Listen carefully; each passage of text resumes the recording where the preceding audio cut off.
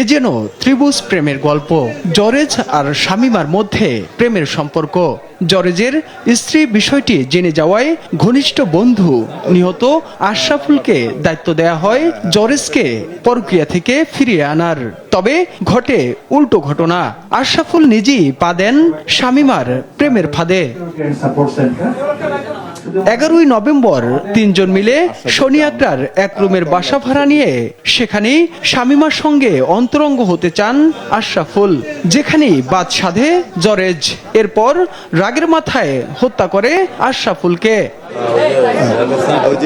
12 November রাতে হত্যার পর 26 টুকরা খণ্ডিত অংশ দুটি ড্রামে ভরে ফেলে দেওয়া হয় হাইকোর্টের সামনে।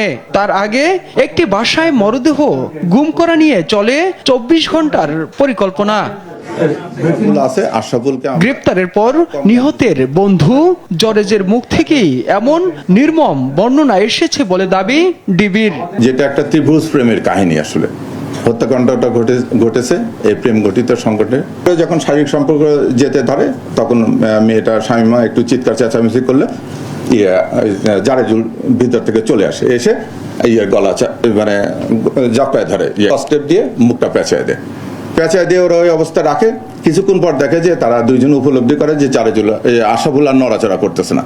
তবে র্যাবের হাতে গ্রেপ্তার পরকীয়া প্রেমিকা শামীমার বর্ণনায় রয়েছে কিছুটা ভিন্নতা।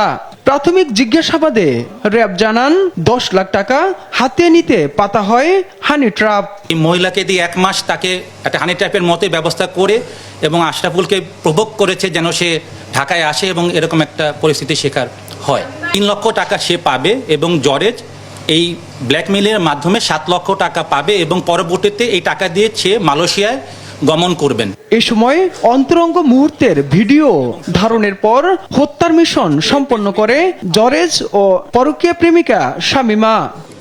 ধন্যবাদ সবাইকে।